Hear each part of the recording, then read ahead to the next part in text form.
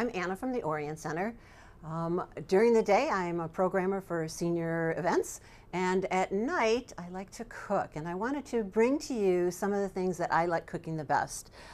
First of all, my sauce is something that I pride myself on. I'm kind of a sauce snob, but you'll find out why in a little bit. So what you need is the freshest ingredients. If you do not can your own tomatoes, I do strongly recommend that you buy a good brand. So what you're going to need is maybe some crushed tomatoes, and you're going to need some sauce, and you're also going to need a tomato paste. So we're going to use all those ingredients to make the best sauce you've ever had. So let's start. We're going to start with some garlic, and the best way to peel your garlic is to just tip it, top and bottom. And the best thing of all is take your knife, put it flat, and smash it.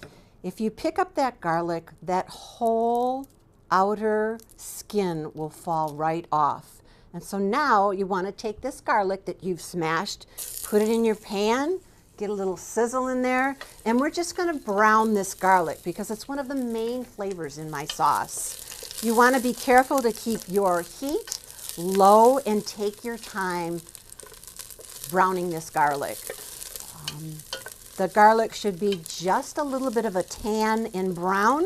If you do burn your garlic, it has a tendency to be a very tart, sharp taste, and that's not really what you want. You don't want it to overfill your sauce, but you want that essence of garlic in your sauce. So what I've done is I've browned this sauce in a little bit of olive oil. Use a great, good quality oil. We've gotten this from Rocky Mountain in Colorado, so it's one of my favorites. And so now I'm just taking this garlic and rolling it around my pan so that it is in the oil, just browning just ever so nicely.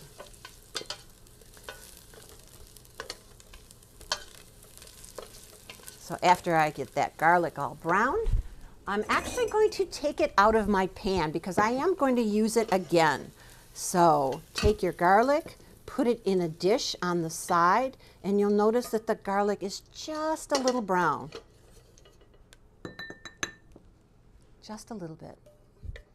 Okay, so then the best thing it is, it's whatever your sauce. If you're a vegetarian, start getting those vegetables out. If you're not, and I'm married to a meat lover, I will take a little bit of sausage. I will take some meatballs that are all rolled and ready. And I will also take some spare rib tips. This is the back end of your strip from spare ribs, that little fatty portion. And you want to go ahead and brown that in your pan. And those little bits and pieces that are left in the bottom of the pan are perfect for a great sauce.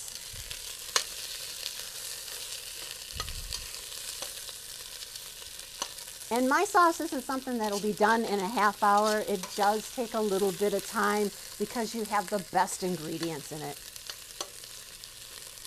So I've taken my meatballs, I've taken my spare rib tips, I've taken some Italian sausage, and I've browned them in the bottom of this pan.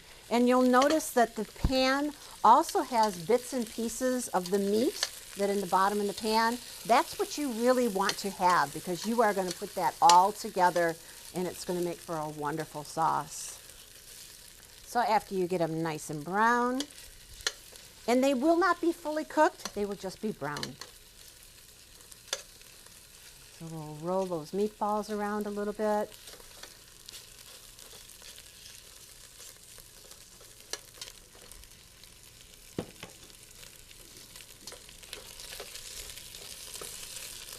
And if you don't want to use meat, you can use zucchini, you can use peppers. We're a big fan of peppers in our house. I will take all different colors of peppers and use them. I've also used eggplant, which makes a really great sauce. Typically, I will peel it and just use the pulp of the eggplant. So that's getting nice and brown. And now's a good time for your seasoning. I use a pepper grinder to make sure that that meat's seasoned really well. Again, I'm a big fan of garlic, so I have a little bit of garlic. And it's not a garlic salt, it is a garlic powder, so that's a little bit stronger. I do have a little bit of oregano, and I will be using fresh parsley when it comes time to put my tomato paste in.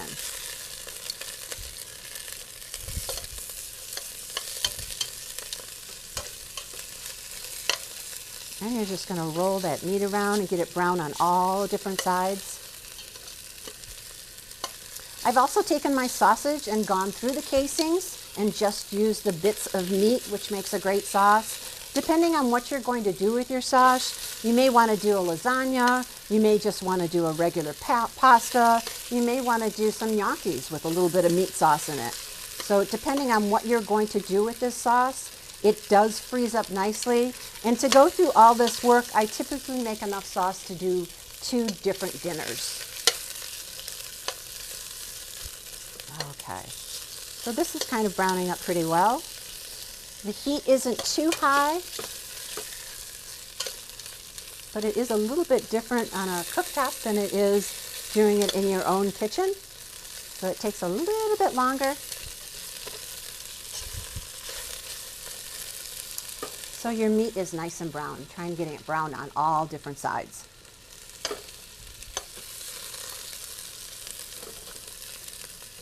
And if you'd rather not do meatballs and just do hamburger, that's perfect too. I look for hamburger that's about an 80-20 because I do want a little bit of that fat to be in my sauce, and I'll tell you why in 1 minute. So I'm going to start taking this meat out of my pot.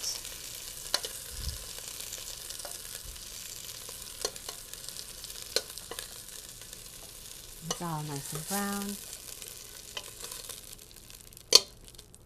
So now I have a tomato paste. This is the same thing that I do canning tomatoes, only they boil the water completely out of it. And I'm actually going to cook this tomato paste in this pot. I have a little bit of oil that's still left over, but I have all the bits and pieces from the meat. So I will take this, and you can almost hear it cooking. And really, you don't need a lot of utensils. You just need a very good knife, maybe a couple of wooden spoons, a ladle would be handy, and a whisk if you need it. So now I'm actually browning this tomato paste, and you can see it's on the bottom of the pan, and we're cooking it lightly. And I'm also picking up all the little bits and pieces of meat that were left behind. So I want to make sure that I've really given it a generous whip around the pot, because it is picking up all the little bits and pieces. Perfect. You want to be careful not to burn it, so you might want to turn your heat down a little bit. Okay, so now I have cooked the tomato paste, and it is even brown on some of the edges, which is a good spot to be at. Okay, so now I'm going to add to that my garlic, and I'm going to make sure it's thoroughly incorporated in that tomato paste, being careful not to burn it and turning that down if needed. Like I said, it's a little bit different doing it on this cooktop. And the smell is wonderful. Okay, so I've done that. Now I'm going to take my tomatoes. When I typically do tomatoes, I do them 2 ways. I do them in a machine that has a hopper, and it will take all my tomato skins, stems, and pulp will go out one way, and all the excess of the seeds and the stems and the skins will go out another way. But I like chunks of tomatoes in my sauce. So I'll add this and stir that around and try and marry those flavors together. So I have 1 jar of just the tomatoes, and then this is just tomato sauce. There are no chunks of tomatoes in there. It's just sauce. So now I will try and incorporate that together. And it's pretty thick, but you have to understand there's still a lot of water in these tomatoes. So I will take this Stir it up. And this is where you want to use a lot of your fresh ingredients. I do have parsley from the garden, so I'll take that and chop that up. I like the stems. I like the whole part of the garlic. Whole part of the parsley. And I like to see bits and pieces of it. I don't want to chop it too fine.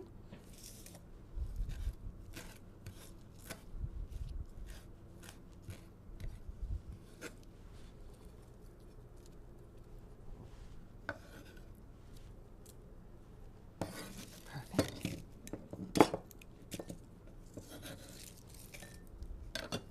And if you want, you could add some fresh mushrooms to that.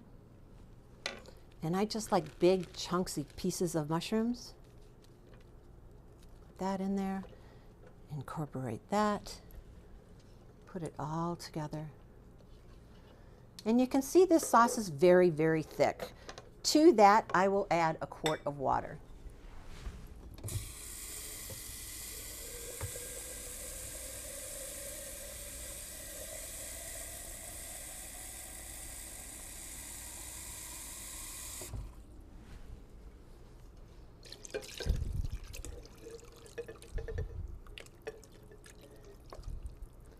That will give me enough so that my meat, when I put it back into the sauce, will be submerged under the sauce. And all those brown bits will be in there.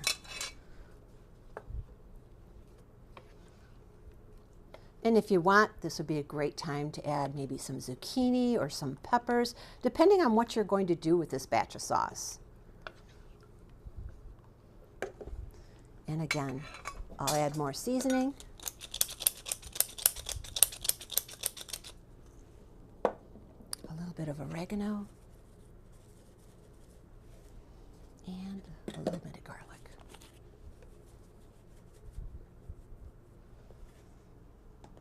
So now I have this creation with the meat, with the mushrooms, with some fresh parsley, tomatoes, and I will take this and I will simmer it for about 3 hours.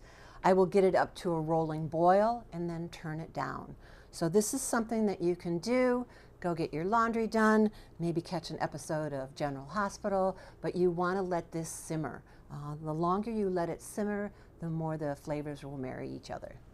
So I'll take that off and put it on the stove.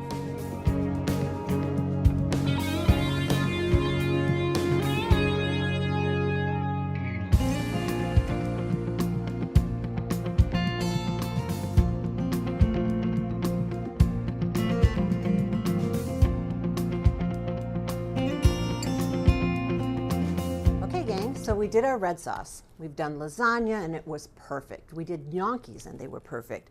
But now, how about we do a white sauce?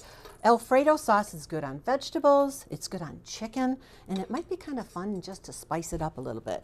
So we're going to go ahead and we're going to take our garlic, tip both ends, smash it.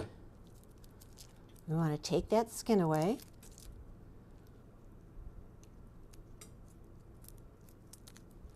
And I'm going to put it in just a little bit of olive oil. I think I'll use 2.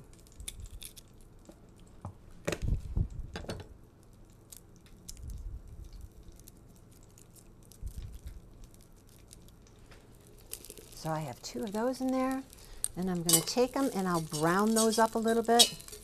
Smashing them gives me a little more surface area, and it cooks faster. And you've got to have some garlic for that Alfredo sauce.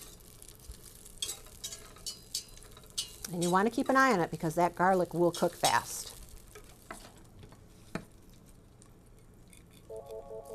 Maybe one more.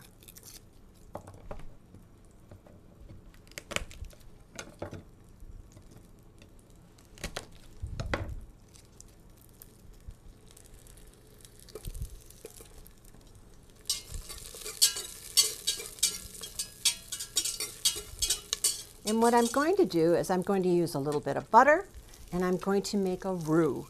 And that roux will be from the bits of the garlic. It will be some flour, butter, and cream. Let that garlic cook a little.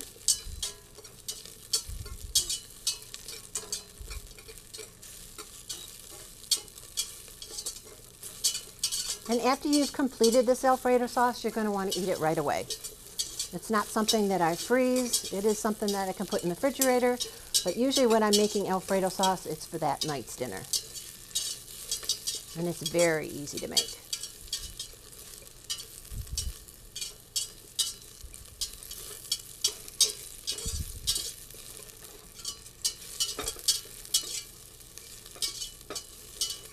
Can you smell that garlic?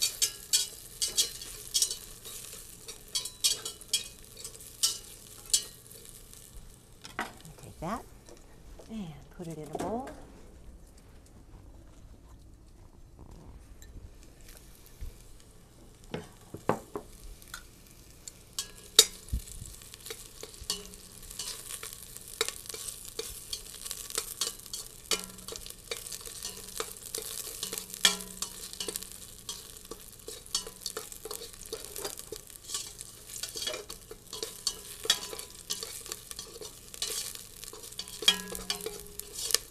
Cooking is a great way to decompress after work. Cooking with garlic is the best. So I've taken my garlic and it's nice and brown. And I'm going to let it cool off a little bit. So I have a tiny bit of oil. I'm going to use probably a half a stick of butter.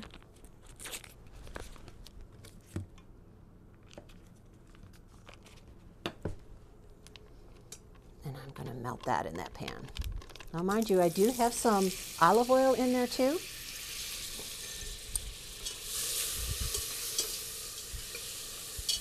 So I've taken this butter and I've mixed it with that olive oil, and it's picking up the bits and pieces from the bottom of the garlic that was left behind.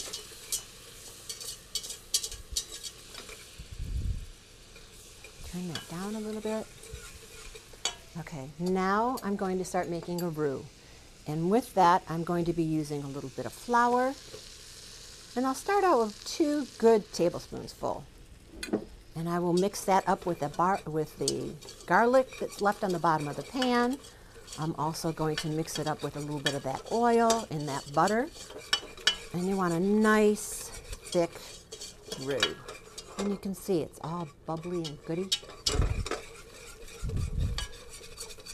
Can't beat that goodness.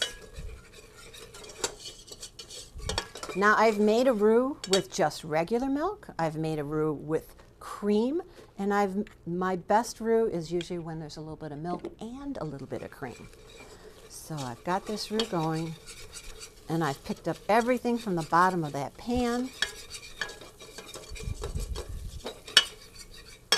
Now I'm going to start adding my cream, a little at a time, and you want to mix it in.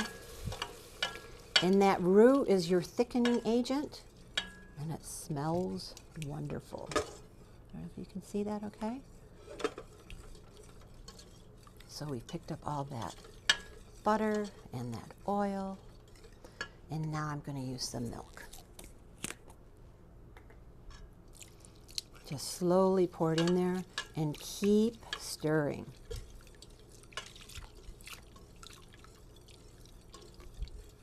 And really, it's to be as thick as you would like it.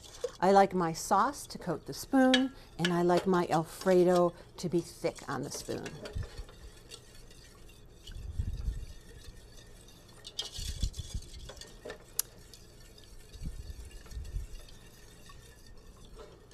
And as you're cooking it, it's going to get thicker. And it's good to have your milk and your cream at room temperature. It just goes together a lot nicer.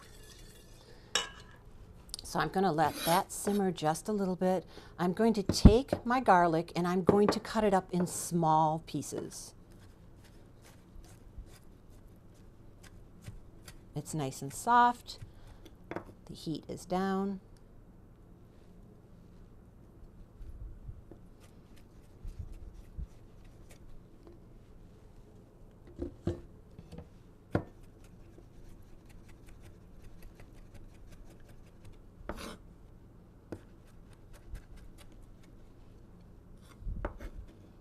tiny bits and pieces.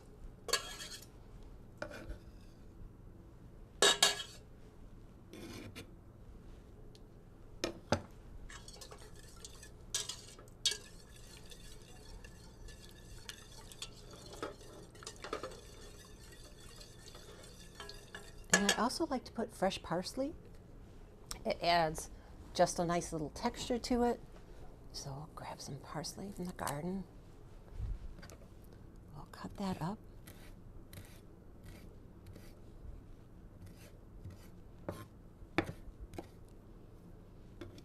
And we'll add that to it.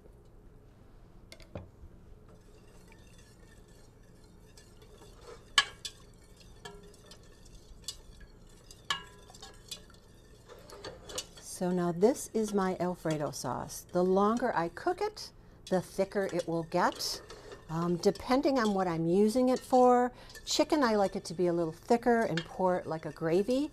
A lot of my pastas, I will also use Romano cheese and sprinkle that over the top of that, but that's all there is to it.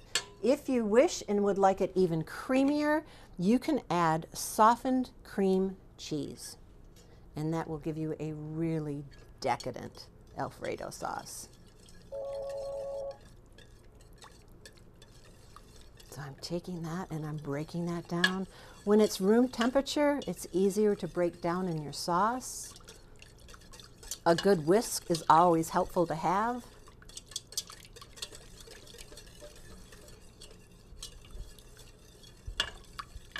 And that will give you a very, very creamy Alfredo sauce.